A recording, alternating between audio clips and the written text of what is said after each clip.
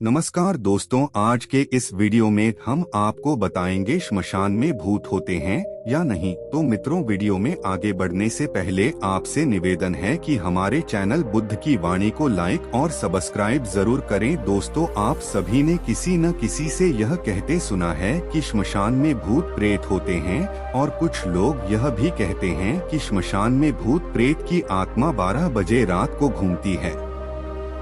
मित्रों, चलो जानते हैं महात्मा बुद्ध जी से श्मशान में भूत होते हैं या नहीं, एक कहानी के माध्यम से। जो भी व्यक्ति गौतम बुद्ध का शिष्य बनकर बुद्ध के साथ रहना चाहता है और बुद्ध की शरण में आना चाहता है, तो बुद्ध जी कुछ लोगों को बुद्ध बिना परीक्षा लिए ही स्वीकार कर लेते थे और आश्रम में रहने की अनुमति दे देते हैं। पर कुछ व्यक्तियों को वो कह देते कि जाओ, पहले एक दिन और एक रात शमशान में गुजार कर आओ। एक दिन एक व्यक्ति बुद्ध के पास आया और उसने बुद्ध के आश्रम में शामिल होने की इच्छा जताते हुए कहा, गुरुजी, मैं आपका शिष्य बनना चाहता हूँ। बुद्ध ने कहा, तुम्हें मेरा शिष्य बनने के लिए एक दिन और एक रात पूरा शमशान में बिताना होगा, और वहाँ पर तुम जो कुछ भी देखोगे, जो भी महसूस करोगे, मुझे आकर बताओगे। तब उसके बाद ही तुम आश्रम में शामिल हो पाओगे। गौतम बुद्ध की ये बात सुनकर वो व्यक्ति घबरा गया और उसने बुद्ध से डरकर कांपती आवाज में कहा, गुरुजी, दिन में तो ठीक है, लेकिन रात में शमशान में रहना बहुत खतरा है। बुद्ध ने कहा, कैसा खतरा? व्यक्ति ने कहा, वहाँ भूत प्रेत होंगे, वो मुझे पकड़ लेंगे और जान से मार देंगे, या तो मेरा जीवन नर्क बना देंगे। भूत प्रेतों का खौफ उस व्यक्ति के चेहरे पर साफ दिख रहा था। बुद्ध ने कहा, क्या तुमने भूत प्रेत देखे हैं? व्यक्ति ने कहा, नहीं, पर मैंने सुना बहुत है और कुछ ऐसे लोगों को जरूर देखा है जिनमें भूत आ जाते हैं और उन्हें परेशान करते हैं, अजीब अजीब हरकतें करते हैं। इस पर बुद्ध ने कहा, फिर तो अब तुम्हारे पास ये अच्छा मौका है ये जानने के लिए कि क्या सच में भूत प्रेत होते हैं या नहीं। तुम एक रात शमशान में व्यतीत करो, वहाँ पर तुम्हें कुछ ऐसा लगे कि वो भूत है, तो देखना कि वो कैसा दिखता है, और यदि ऐसा कुछ न हुआ तो तुम यह जान पाओगे कि भूत प्रेत जैसी कोई चीज नहीं होती है। इस तरह पूरी रात तुम जो भी अनुभव कर पाओ, वो सब कुछ सुबह मुझे आकर बताना। बुद्ध की बातों को सुनकर वो व्यक्ति तैयार हो जाता है। व्यक्ति बोला, ठीक है गुरुजी, मैं एक पूरा दिन और रात शमशान में गुजार दूंगा।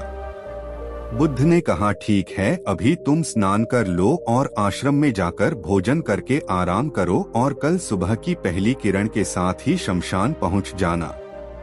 व्यक्ति को आश्रम में जाने के बाद बुद्ध ने अपने 4 शिष्यों से कहा कि वह व्यक्ति कल शमशान जाएगा। तुम सब उसके पीछे जाना और उस पर नजर रखना, पर ध्यान रहे उसे थोड़ा भी न लगे कि कोई उस पर नजर रख रहा है। अगले दिन सुबह होते ही वो व्यक्ति शमशान में पहुंच गया और 4 शिष्य भी उस व्यक्ति का पीछा करते हुए एक जगह छुपकर उस व्यक्ति पर नजर रखने लगे। जब तक दिन था तब तक वो व्यक्ति शमशान में इधर उधर घूमता रहा। उसे काश वैसा कुछ भी अनुभव नहीं हुआ, लेकिन जैसे जैसे सूर्य के ढलने के साथ अंधेरा बढ़ता जा रहा था, वैसे वैसे व्यक्ति की धड़कनें भी बढ़ती जा रही थी। किसी तरह उस व्यक्ति ने पूरी रात शमशान में गुजार ही ली और सुबह होते ही वो बुद्ध के पास पहुंच गया। बुद्ध ने व्यक्ति से पूछा, बताओ, शमशान में कैसा समय गुजरा तुम्हारा? क्या तुमने कोई भूत देखा और क्या क्या अनुभव किया? व्यक्ति बोला, गुरुजी, जैसे ही मैं सुबह सुबह शमशान में पहुंचा तो वहां कुछ घंटे बाद मुझे कुछ लोगों की भीड़ शमशान की ओर आती दिखाई पड़ी, जो एक अर्थी लिए आ रहे थे।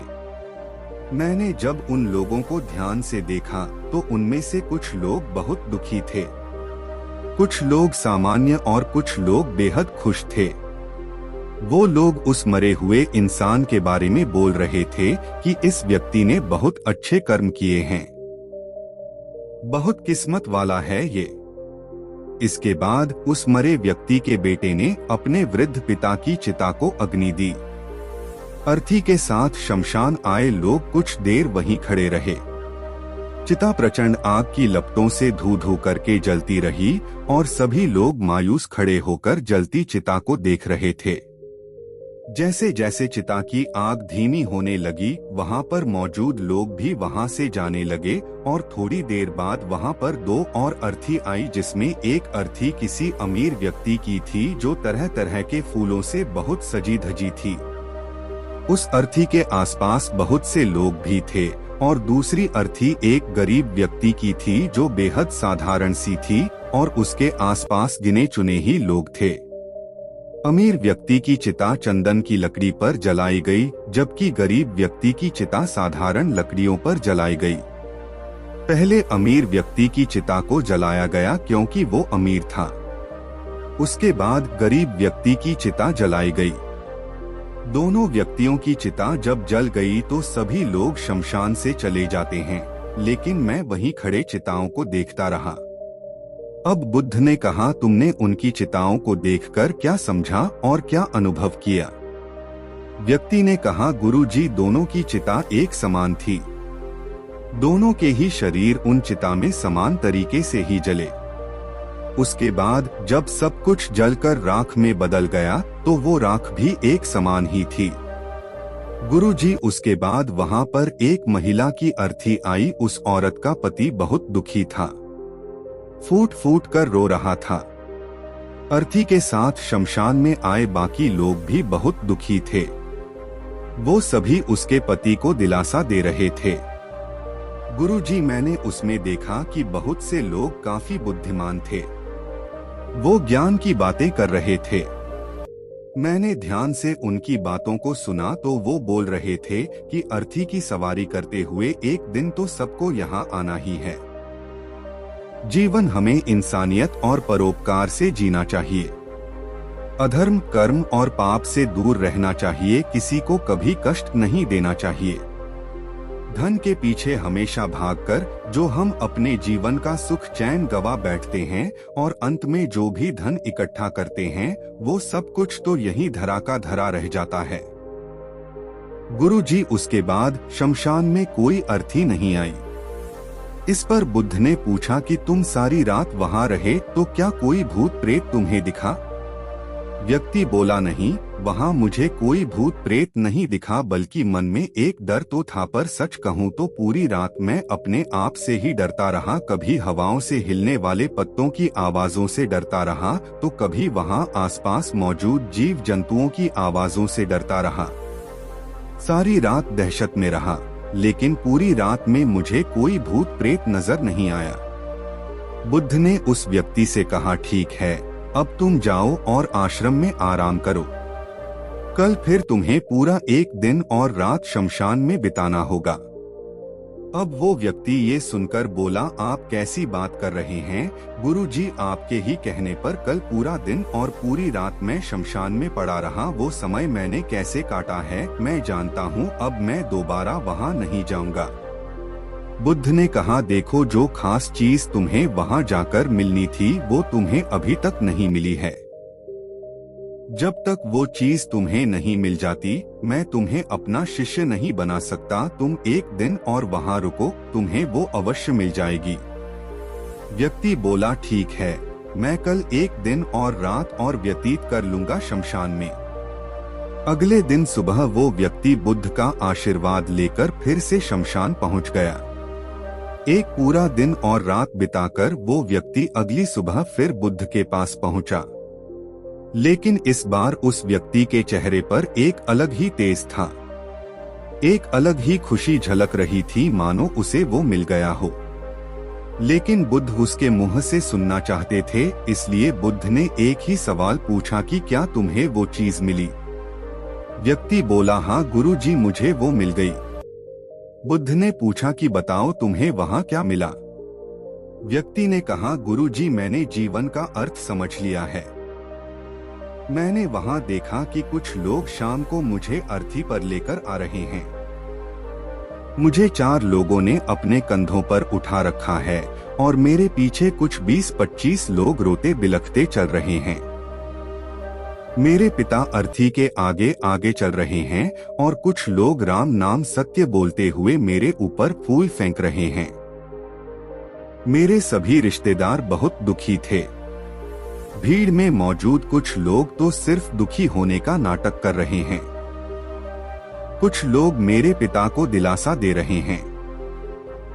तभी कुछ देर बाद मेरी अर्थी को जमीन पर रख दिया गया और मेरे शरीर को उठाकर चिता पर लिटा दिया गया।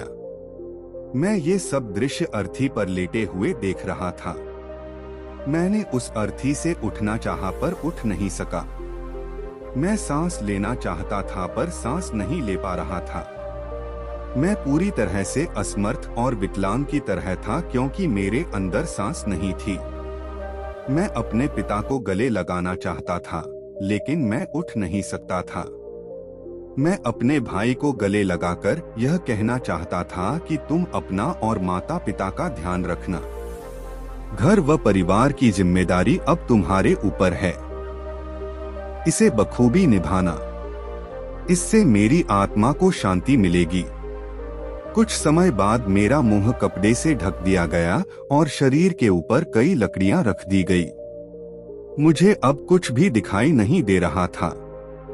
फिर उसके बाद मुझे अत्यंत गर्मी महसूस हुई। मुझे एहसास हुआ कि मुझे अब जलाया जा रहा है। धीरे धीरे लकड़ियों के साथ साथ मेरा पूरा शरीर जलने लगा। मेरा दम घुट रहा था। मैं उठना चाहता था। आखिर आग ने प्रचंड रूप ले लिया और धीरे धीरे मैं भी उस अग्नि में पूरी तरह खो गया।